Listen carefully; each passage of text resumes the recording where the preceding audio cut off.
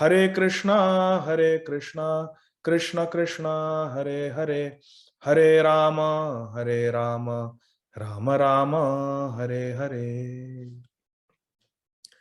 Hare Krishna.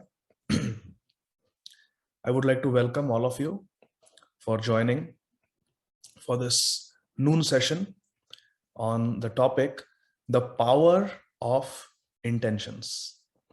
So today, let us discuss what is the significance, what is the importance of intentions. Before we dive into this topic, let us understand that there are two principles. One is actions, and second is intention. Two things, action and intention. Out of these two, all of us in our relationships, we can see the actions of others. We can see the actions of others. But can we see the intention? No. Because intention is an internal thing. Only God knows the intention. Because God is omniscient. God knows everything. In Bhagavad Gita, Lord Shri Krishna says, Sarvasya cha aham ridhi sanni vishtu. I am present in everyone's heart. So Krishna knows all our thoughts, all our feelings, all our intentions, all our desires. But we don't know. So in our interactions, in our relationships in this world, we can only see the action of others. We can see the actions of others, but we cannot judge. We cannot comprehend. We cannot understand their intentions. But these two factors are always interplaying: action, intention, action, intention. So this is very important. In current scenario, take the example of Ukraine and Russia. Why is Russia invading Ukraine? Because Russia feels that Ukraine's proximity to the West is a threat to Russia. Not that Ukraine has done anything, but Ukraine's increasing proximity, affinity, friendship with NATO and the Western powers like America is being perceived as a serious threat by Russia. And therefore, they want to invade and take over Ukraine. So Ukraine has not done anything, but Russia is perceiving the action. What is the action here? The action is Ukraine's friendship with NATO, Ukraine's proximity to the West. Russia is seeing this action, and it is presuming that the intention of Ukraine and the intention of the Western powers, NATO, is to attack Russia or to jeopardize the position of Russia in the world politics. This is what Russia is thinking, and therefore it's invading. Hare Krishna. You see the interplay between actions and intentions and how they affect relationships. So with this understanding, let us analyze each scenario. There can be different scenarios how action and intention interplays in this world, my dear friends. Let's take the first scenario, where the intention is bad, the intention is evil, and the action is also bad and evil. Can you all think of any such example where the action as well as the intention of a particular entity is bad, it is evil? An example that comes to my mind is in 2008 in India, in Mumbai, some terrorists from Pakistan, they came armed with hand grenades and machine guns, and they started attacking innocent civilians and killed many of them.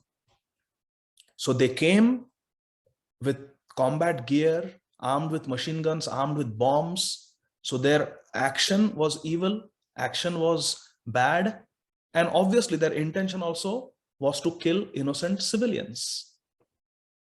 Specifically, they wanted to kill people belonging to certain ethnic groups like Jews and Christians and Hindus. They were specifically targeting because they had hatred in their heart.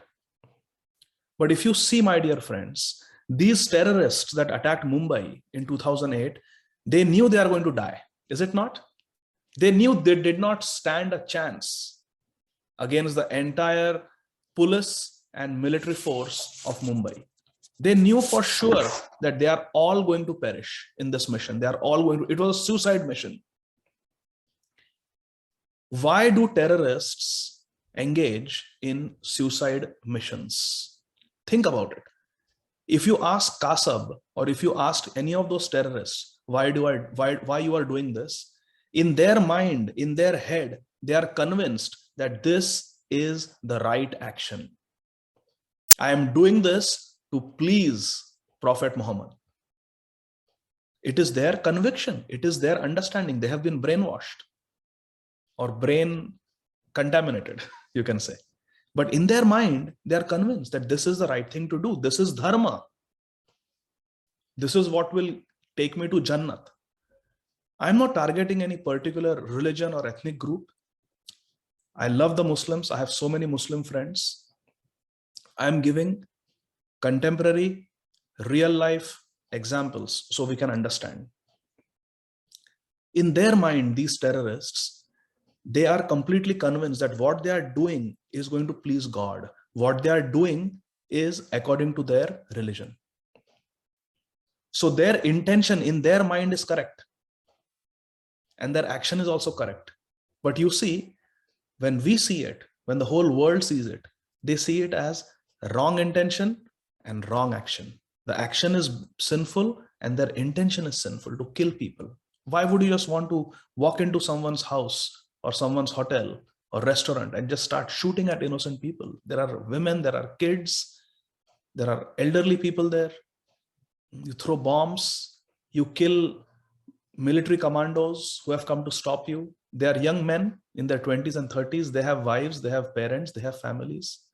So many of them died because they were completely contaminated in their thought process, thinking that this is the right thing to do. That's one example where the action is also bad and the intention is also very evil. Another example from Sri Ramayana.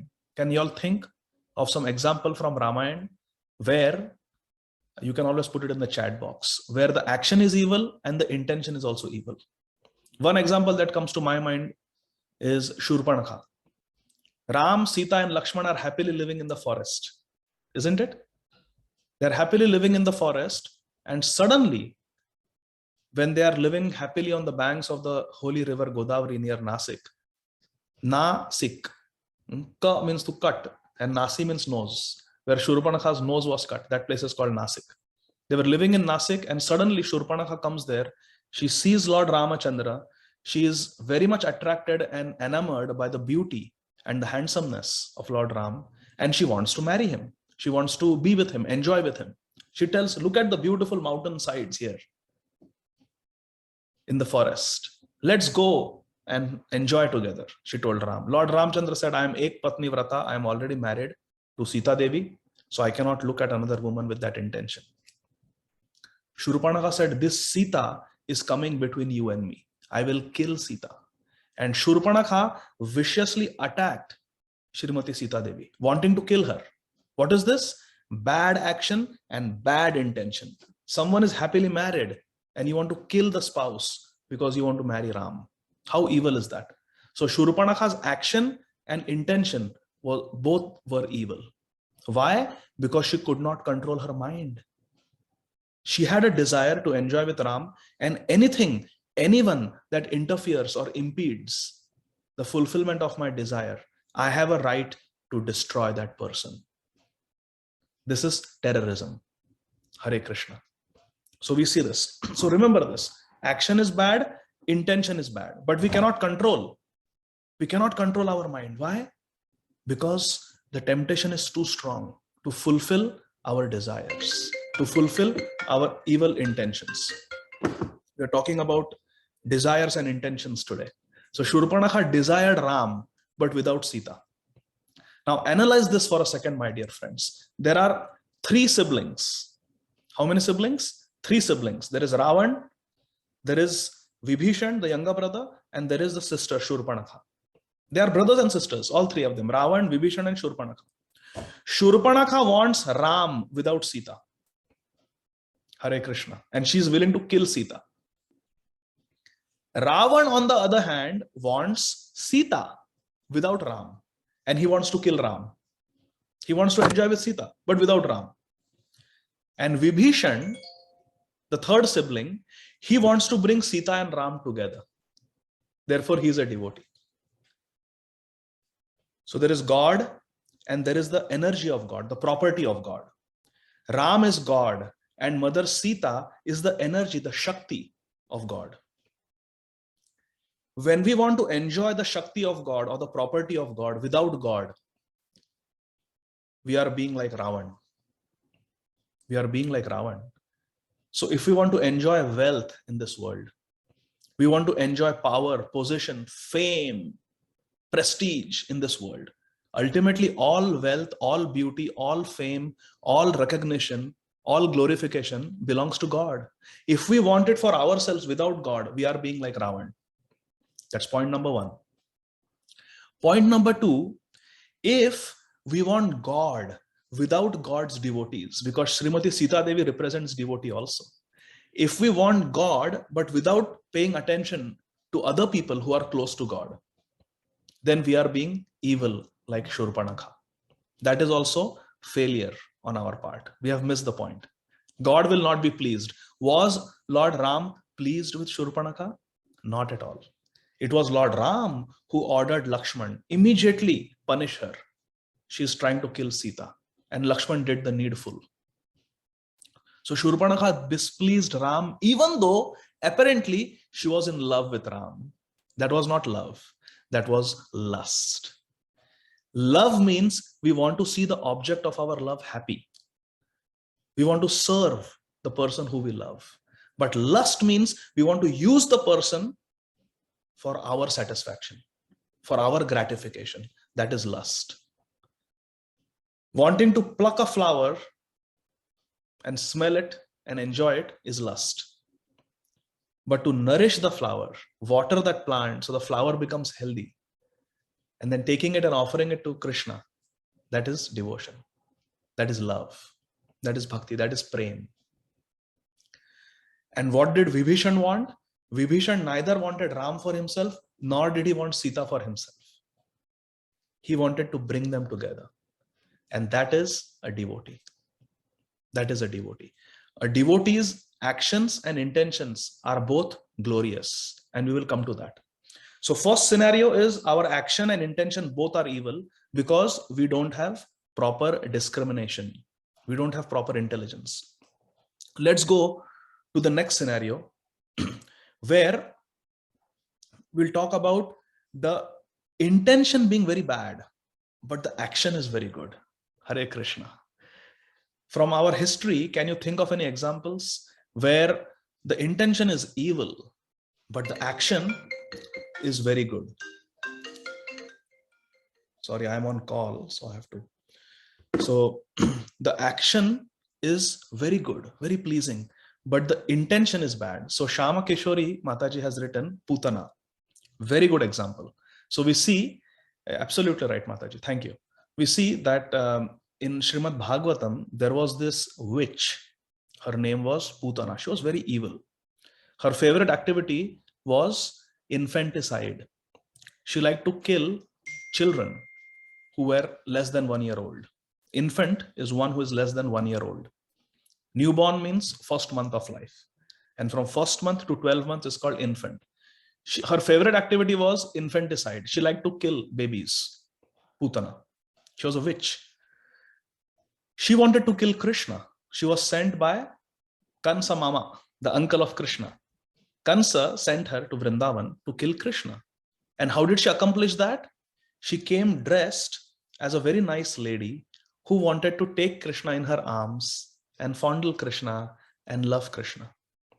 And Mother Yashoda, she thought she's a very nice neighbor. She's a very nice lady who has come to shower her love upon my dear Kanha, my dear Krishna. So she allowed her to pick up Krishna from the cradle. But her intention was to put poison in Krishna's mouth. Action apparently was very good. She came like a well-wisher of Krishna. but her intention was to kill. In contemporary history, we can see the example we have all studied in school, those of us who are from India, the East India Company. How did the Britishers come to India? They came as traders. They established the East India Company.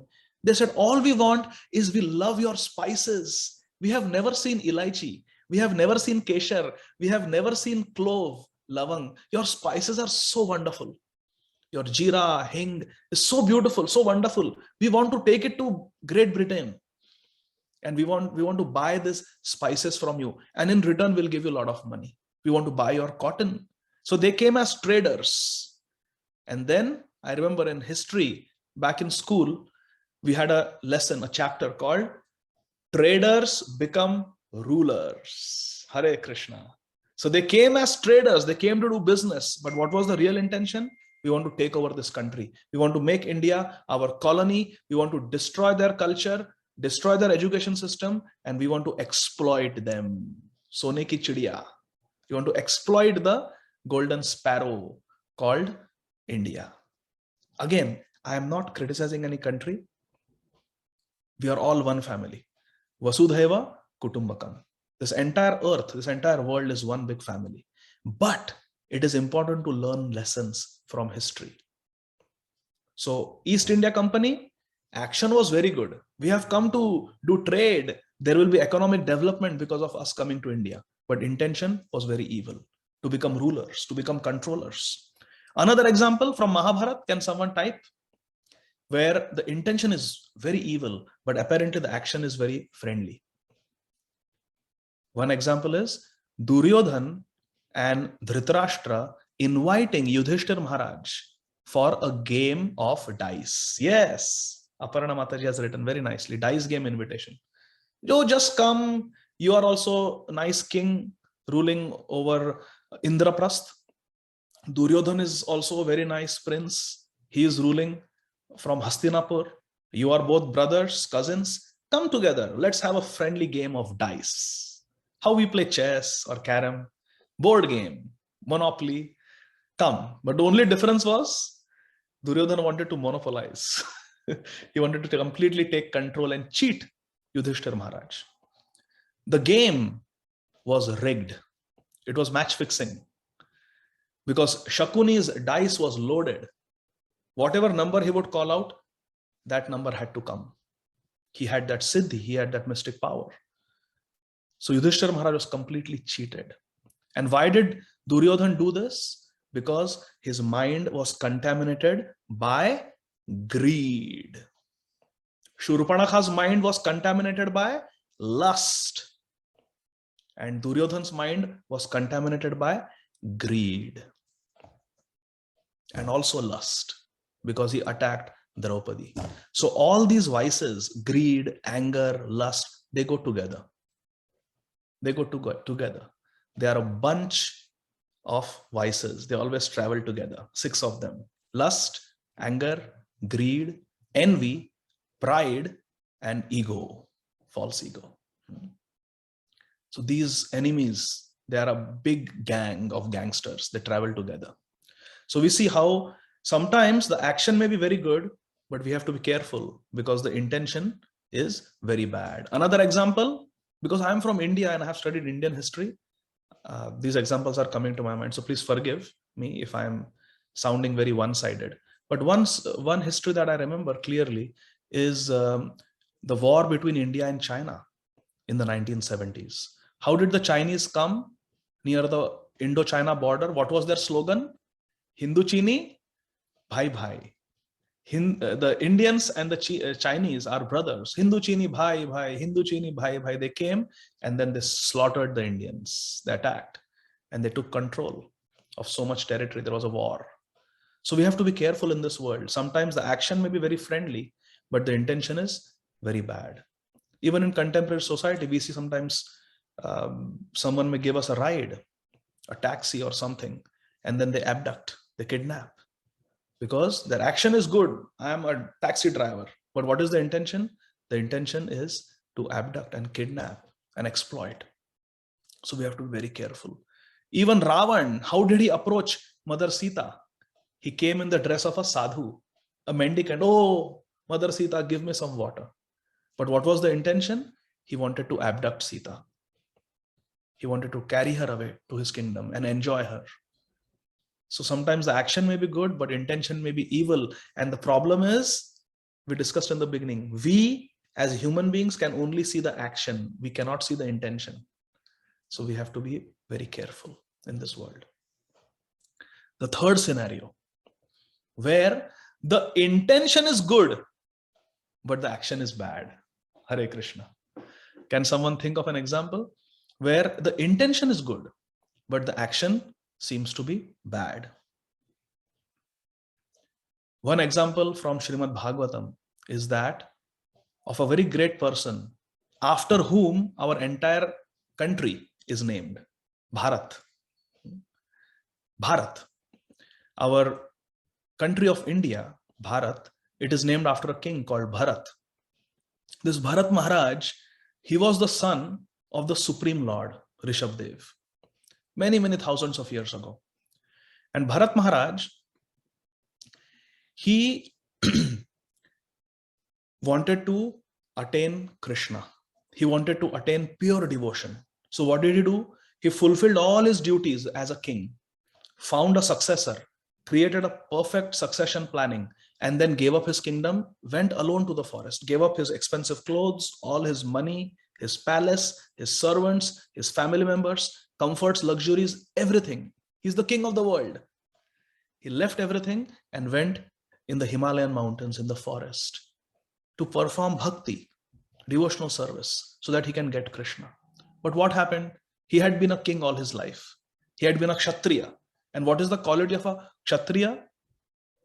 Kshatrayati iti Kshatriya. One who protects others from harm is called a Kshatriya. Kshat means harm, and Trayati means to protect, to save. So one who saves others from harm is called a Kshatriya. That's a military man, military leader, or administrator. Their duty is to protect others from harm. So Bharat Maharaj had been a king all his life. So he had that Kshatriya tendency to give protection to others, to save others from distress. And Bharat Maharaj goes to the forest, and for many years, he performs very nice bhakti. And one day, there is a river in North Nepal, around 2 hours from Pokhara in Nepal. It's called Kali Gandaki River. So near Muktinath, where all the Shaligram Shilas are found, on the banks of Kali Gandaki River, this Bharat Maharaj, who is now a sadhu, he's sitting and he's meditating on God. And suddenly he sees that a deer, a doe, a female deer, a doe is pregnant. And as she's trying to cross the cold waters of the Kali Gandaki River, suddenly a tiger roars loudly. And hearing the loud, scary roar of the tiger, this doe who is fully pregnant, she delivers the baby as she's crossing the river. And the lion comes and the deer tries to escape. But somehow the deer falls into the swift current of the Kali Gandaki River and dies. She's swept away. But the baby deer, the newborn deer, is still very close to the bank, about to drown, about to be swept away by the swift current of the Kali Gandaki River. And Bharat Maharaj is sitting there doing his tapasya. He witnesses this. He sees the newborn deer. He immediately gets up from his meditation, rushes to this newborn deer, baby deer, picks it up and brings it to his ashram, to his hermitage, the small cottage, where he is maintaining few cows. And he helps this newborn deer survive by feeding cow milk. Hare Krishna. Therefore, cows are called mothers. They always take care of others. When I was in medical school in Mumbai, I have seen so many times. Sometimes, if there is perinatal mortality, suppose the mother dies after giving birth to the child because of some medical complication, it happens sometimes. How does the newborn child grow up? Where I did my medical training, it was a very impoverished area, and there was no formula feeding. No one could afford formula feed. So they would take cow's milk, they would dilute it a little bit, and then it becomes almost like human milk. And these newborn babies, they would survive on cow's milk. Therefore, cow is mother. It's considered a mother. So Bharat Maharaj, he helped this deer survive by giving it cow's milk. The deer survived. But now, day and night, Bharat Maharaj was taking care of this cow, of this deer. And what happens when we take care of someone? We become attached. This is a very important principle. There is karuna, there is compassion, and there is asakti, attachment. Bhakti teaches us, do karuna, show your compassion, but without attachment. Difficult, right? To be involved, to show your compassion, to help someone without being attached. What is the tendency in this world, my dear friends? We do something for others and we get attached. We expect that this person should pay back. Oh, I have done so much for you. You are so great. You are so ungrateful. You should be grateful. You should remember what I have done for you. Why? Because we have become attached now. Hare Krishna. So our scriptures teach us karuna without asakti.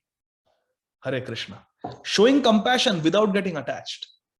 Bharat Maharaja's problem was, he naturally became compassionate. Why? Being a Kshatriya, he had that Kshatriya mentality that I have to protect. If someone is in distress, I must protect. So he gave protection, but while giving protection, showing his compassion, he got attached to that deer. Then what happened? Every time he would sit for puja, he wanted to offer some fruits to Krishna, and the deer would come and start munching on those fruits. And Bharat Maharaj would not object. Oh, my dear dear, it's okay, it's okay. Eat, eat. You must be hungry. Poor deer. He lost his mother as soon as he was born. I must take care. I am the mother. I am the father. But what do the Shastra teach us? Are we the mother? Are we the fire? No. Krishna. Tvameva mata cha pita tvameva bandhu matsakha tvameva. Tvameva vidya dravinam tvameva sarvam mama deva deva. Krishna is mother, Krishna is father. But Bharat Maharaj thought, I am the mother, I am the father. Karta aham iti manyate. I am the doer. I am the caregiver. What will this deer do without me? Bharat Maharaj forgot. Even after the deer had grown up, Bharat Maharaj forgot that there are thousands of other deer in this forest who are surviving without his help. But in his illusion, in his attachment, Bharat Maharaj thought, this deer cannot survive without my help. And he started neglecting his puja. He started neglecting his spiritual duties out of compassion for the deer. So Bharat Maharaj forgot his original intention. What was Bharat Maharaj's original intention? To get Krishna. That's why he came. He left everything behind and he came to the forest to get Krishna. But he forgot his intention. He became distracted. He became diverted from his goal. His intention in helping the deer was good, to show compassion. But his actions became bad because now he started neglecting his main duty. And what was the main duty? To perform Hari Bhajan. Uma kahu mai anubhav apna, sat Hari Bhajan jagata sab sapna. Lord Shiva tells Mother Uma Devi, Mother Parvati, Uma kahu mai anubhav apna, not theory knowledge, realized knowledge. Uma kahu mai anubhav apna, sat Hari Bhajan jagata sab sapna. Hari Bhajan is the only truth in this world. Hari and Hari's Bhajan is the only truth. Hari Bhajan, Sat Hari Bhajan, Jagata Saba Sapna. Everything else is false. So he became completely distracted and started neglecting his bhajan. So intention was good, my dear friends, but the actions became not so good. What was the result? Because of his absorption in that deer. One day, the deer went to the forest, and deer is a deer. It's a wild animal. It went to the forest, did not come back in the evening. Bharat Maharaj became very anxious. Where is my deer? Where is my deer? That deer is like my child. The deer has not come back. Let me go and find the deer. And Bharat Maharaj went searching for the deer. It got dark. The sun set. He couldn't see properly in the dark. He slipped and fell down a cliff and died. At the time of death, who was he thinking of? The deer. Yam yam vapi smaran bhavan tajante ante kalevaram. Tam tam evaite kaunteya sadat bhava bhavita. In Bhagavad Gita, Krishna says, Anta kalecha mam eva smaran muktva kalevaram. Whatever is the state of consciousness at the time of death, whoever we are thinking of at the time of death, that state we will attain. So Bharat Maharaj did not even get a human birth. Hare Krishna. Such a big yogi, such a big vairagi, such a renunciant. He left everything. And in his next life, he became a deer. Hare Krishna. See the tragedy. But it is not a tragedy, my dear friends. Please pay attention. It is not, it appears to be a tragedy. It is not a tragedy. Why it is not a tragedy? Because his intention was good. Because Krishna is most concerned with our intention. His action was not so good, but his intention was good. And Krishna looks at our intention. Therefore, even as a deer, Bharat Maharaj remembered all the spiritual activities that he had done. And he had so much regret and guilt for neglecting his bhajan. As a deer, he remembered everything. He had the consciousness of a sadhu. He had the consciousness of a saint while being a deer. Hare Krishna. So he would live very close to the hermitages of the sadhus in the Himalayas. And whatever they would eat and throw away, prasad, he would go and eat that. He never ate grass as a deer. He never got into any herd. He never mated with any female deer. He never associated with a doe. He remained celibate even as a deer because he had that consciousness of a saint, of a sadhu. He had full memory. And then in his next life, he became the great Saint Jada Bharat, who became the guru of the king of the world, Maharaja Rahugana. And his teachings are there in Srimad Bhagavatam. And then he went back home, back to Godhead, back to Vaikuntha. So we see that if our intention is bad, action is good, like Putana, we will be destroyed. Krishna will not be pleased with us. But if our action is bad and our intention was good, Krishna will give us credit for that and we will be saved. There may be some difficulty on the way, but we will be saved. Another example, the example of Dhruv Maharaj. Dhruv Maharaj was a little bit more fortunate than Bharat Maharaj. Let's analyze this. Why was Dhruv Maharaj more fortunate than Bharat Maharaj? In the 4th canto of Srimad Bhagavatam, my dear friends, we see Dhruv Maharaj was really angry with a particular type of people called Yakshas. Why? Because his cousin brother, Uttam, was killed unnecessarily by one particular Yaksha. So what did Dhruva Maharaj do? He got on his chariot, took his bow and arrow. He was a very powerful king. And he attacked the kingdom of Yakshas. And he started fighting with them. And he killed many of them.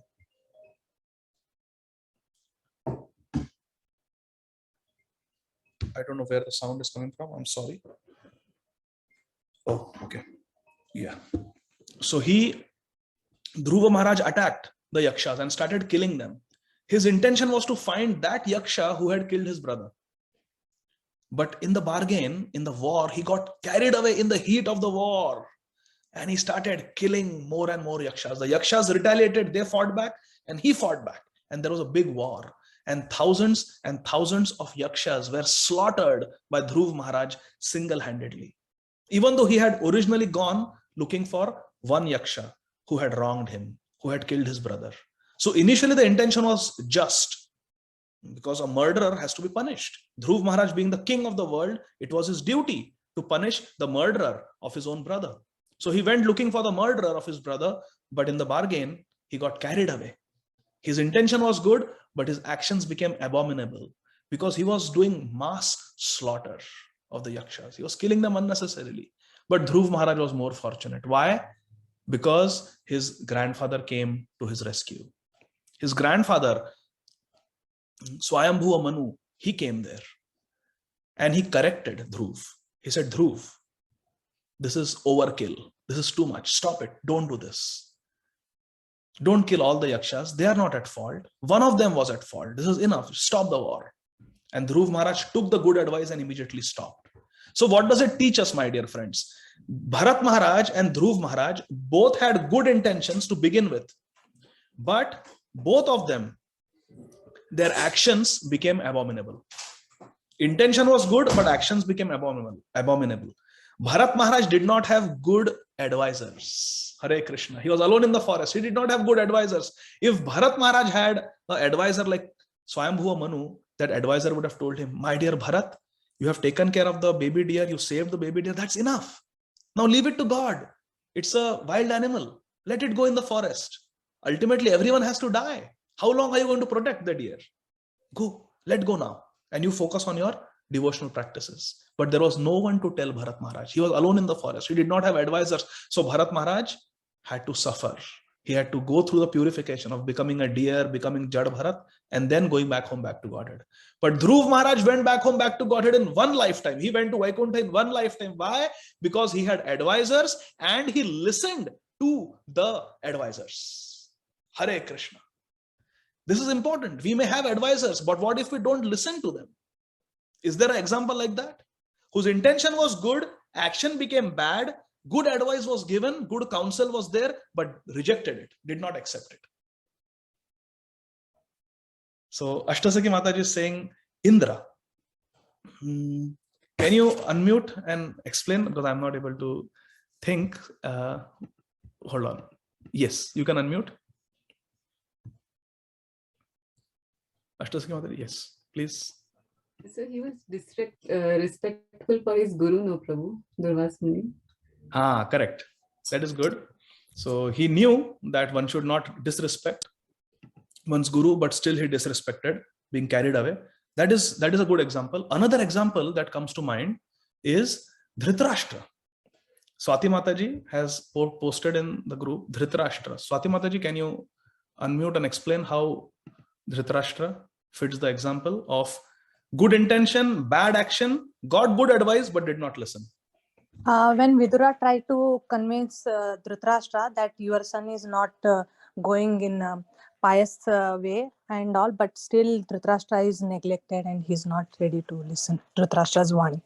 Very nice, very nice. Thank you, Ashtasaki Mataji, for giving the example of Indra and spiritual master Durvas Muni, and thank you, Swati Mataji, for giving the example of Dhritarashtra and Vidur. Another example that comes to mind is Karna from Mahabharata. Karna, he was the son of Kunti, but for some reason, because of lok lajja, because of embarrassment, because she had Karna from Surya Dev before her wedding, before she was even married, and in those days it would have been such a big scandal. So she gave Karna to some chariot drivers. He became Sutaputra, and his mother's name was Radha, not Srimati Radharani, our eternal goddess, but someone who was named after Radharani. So Karna, at least his name was good. His name was Radheya, the son of Radha. This is a different Radha. She was the wife of a chariot driver. So he became Sutaputra. So he was from a low-class family, although he was born as the son of Kunti. So unfortunate circumstances. And then what happened? Duryodhan showered his love, affection, friendship, gifts, money, facilities, luxuries upon Karna. Karna became the recipient of such generosity and charity by Duryodhan. As a result, Karna became very grateful, Kritagnya, very grateful towards Duryodhan. So beginning is good. His intention is good to offer his gratitude to Duryodhan. But then Karna's actions became abominable. How? He started associating more and more with Duryodhan, and he realized that Duryodhan is evil. But he would not budge from his pact of friendship with Duryodhan. Why? Because Duryodhan had done so much for him. So out of that gratitude based on mundane level, based on money and facilities and luxuries, Karna kept quiet. Although he knew that Duryodhan is evil, he kept quiet. Not only quiet, he became a willing party to all the sinister plans of Duryodhan. He started supporting Duryodhan. And it was Karna who suggested in the Kuru Sabha that let Draupadi be dragged into the Sabha and let's strip her naked. It was Karna who said that she already has 5 husbands. What is the harm if she has 105 husbands? It was Karna who said that. And later on, when Krishna chastised him for speaking like this about Draupadi, Karna apologized to Krishna privately. He said, Krishna, I was sitting next to Duryodhan. I was sitting on the same sofa as Duryodhan.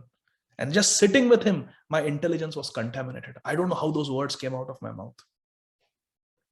So this is the problem. When we are in bad association, our intelligence, our viveka buddhi gets spoiled. Our power to discriminate gets spoiled. So then what happened? Krishna himself came to Karna and told him, Karna, you are actually the son of Kunti. You are the elder brother of Yudhishthir Maharaj. Give up the association of wicked, cruel Duryodhan. You know he's wicked. You know he's evil. Give up his friendship. Give up his association and come and join your family, your brothers, Yudhishthir Maharaj, who is Dharmaraj, who is the personification of Sadharma, true religion. Come and be with Yudhishthir Maharaj. I promise you, Karna, as the eldest brother, Yudhishthir Maharaj will sit at your beck and call. He will take orders from you. Draupadi will make pan and put pan in your mouth, tambul. Arjun and Bhim will stand on your two sides and fan you with chamar. Krishna told Karna, this is my promise to you. Just leave the path of adharma, leave the association of this cruel Duryodhan and come to the path of righteousness. Come to the path of religion. You know what Karna said after receiving this good advice from the Supreme Lord Krishna? He said, hey Keshav, this is in Mahabharata. Hey Keshav, I agree with what you're saying. What you're saying is true, but I cannot do it now because I have already committed my body to Duryodhan. Now this body doesn't belong to me. I already gave it to Duryodhan. Sounds great. Loyal friendship, friends forever. Sounds very good, but it's on the mundane level. What is real dharma? Real dharma is not what I think. Real dharma is not what pleases me. Real dharma is not what promise I have given. Real dharma is dharmam tu sakshat bhagavat pranite. Samsiddhir haritoshanam. The perfection of dharma. Athap pumbir durashreshta varnashrama vibhagasa swanushishasta dharmasya samsiddhir haritoshanam. Dharmasya samsiddhir. The perfection of dharma. Dharmasya samsiddhir. The perfection of dharma is what? Haritoshanam. That what will please Krishna. Here Krishna is himself saying to Karna, leave Duryodhan and come and join Yudhishthir. Because Duryodhan is evil, he is wicked, he is irreligious, and Yudhishthir Maharaj has never harmed even an ant in his life. Come and join Yudhishthir. Yudhishthir will become your order carrier. Please come. But Karna did not heed the good advice of Krishna. This is a problem. So Karna started off with good intention. Someone like Duryodhan who had done so many favors, material favors. Okay, I will pay you back. I will be your friend forever. But then his actions became abominable because his association was abominable. We become what we associate with. We are like an iron rod. You keep the iron rod in the freezer, it will become freezing cold. You keep the iron rod in fire, it will become hot, like fire. We become what we associate with. Therefore, we should associate with good people. And Karna could not accept the advice of Krishna because of his bad association. So this is one example. Now another example is Arjun. On the battlefield of Kurukshetra, Arjun's intention was good when he said, I will not fight. Look at the first and second chapter of Bhagavad Gita. He tells his decision to Krishna, Krishna, I will not fight. And he gives 6 reasons why I will not fight. It is sinful. It is ingratitude on my part to kill my guru and my grandfather like Bhishma Dev and Dronacharya. So many Kshatriya men will be killed. What will happen to their wives? They might become victims of exploitation if so many men are killed in a battlefield. He gave so many reasons. What will we do with all the money if that money, that property is tainted with so many people's blood? Hey Krishna, I will not fight. Let them kill me, but I will not fight back. I'm going to the forest and becoming a sannyasi. Arjun's intention is excellent, very good. But Krishna said, you cannot do this, Arjun. Why? Because Duryodhan has to be removed. Duryodhan has to be removed because Duryodhan is not fit to be the king of the world. Your brother Yudhishthir Maharaj is fit to be the king of the world. Duryodhan is a sinful wretch. He needs to be ousted. He needs to be finished. Therefore, I want you to fight. I have already killed Duryodhan. I have already killed Karna. You just become an instrument in my hand. Nimitta matra bhava savyasachin. Just become an instrument in my hand. And what did Arjun do? Even though it was against his plan, he gave up his own idea. He gave up his own planning and complied with the orders, with the desire, with the plan of Krishna. Samsiddhir haritoshanam. Because fighting the war of Kurukshetra will please Krishna. Therefore, I will fight. Karishye vachanam tava. That is a devotee. The difference between Karna and Arjun is Karna did not change his idea, his planning, his mentality, his whims.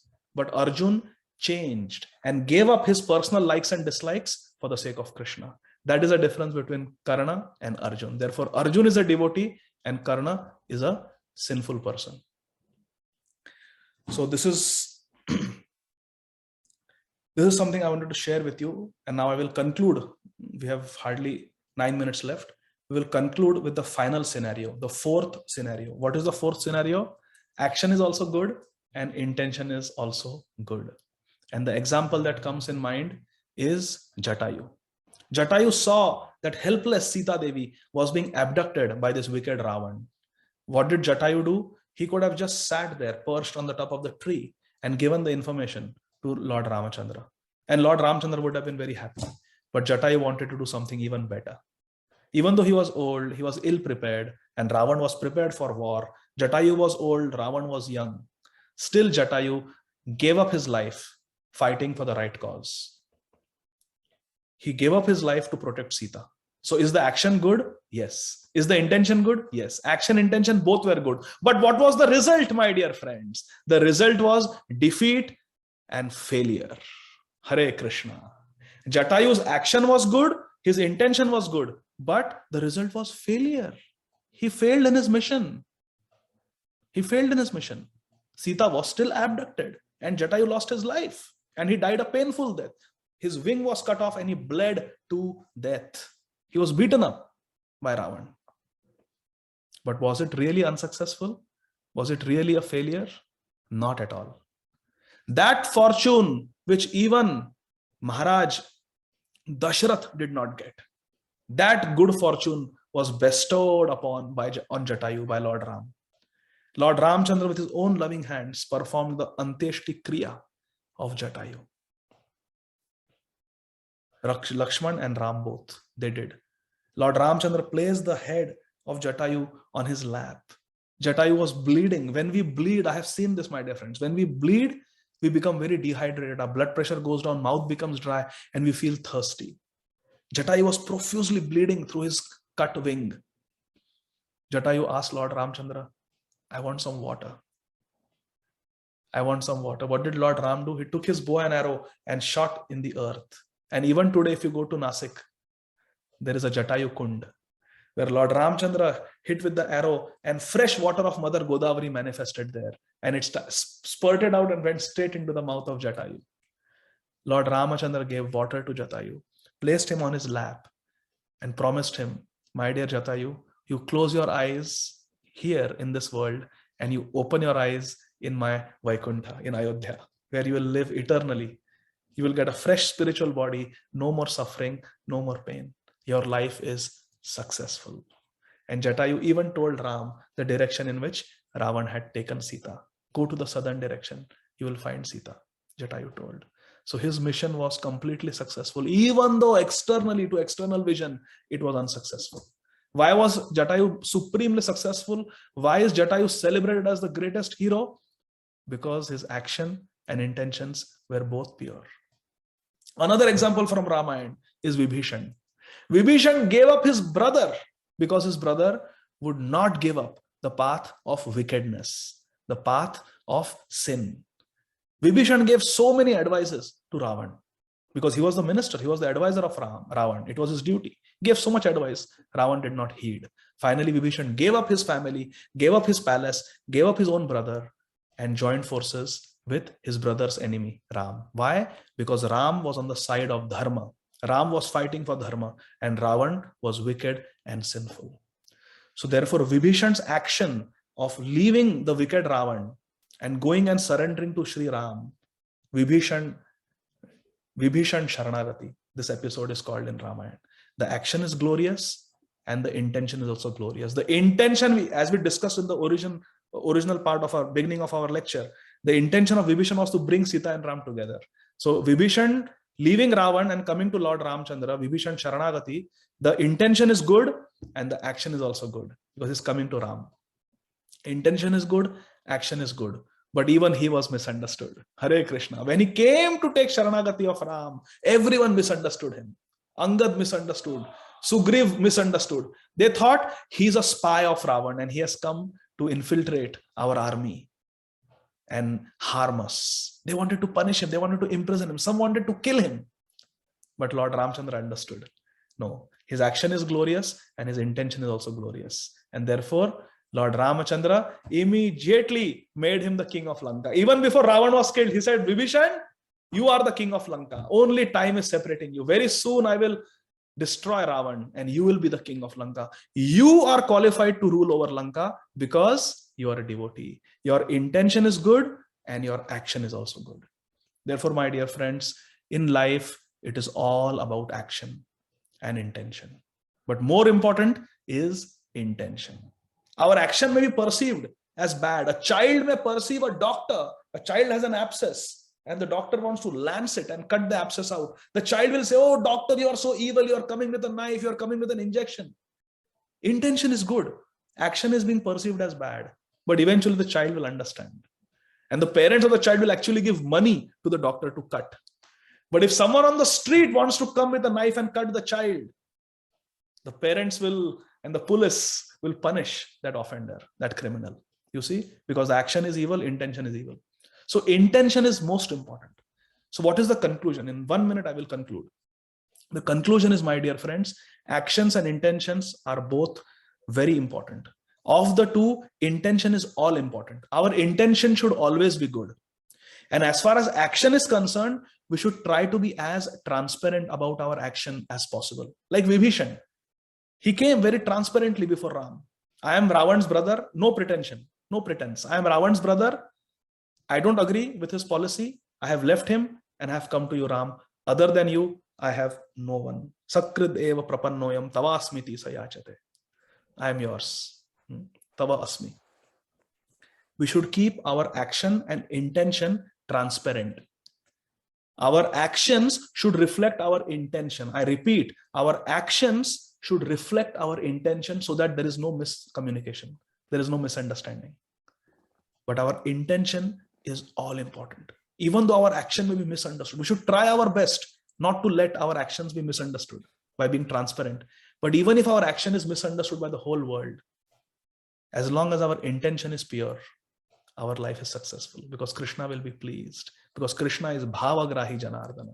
He accepts our sentiments. He accepts our desires, our intentions. So with this, my dear friends, I would like to conclude.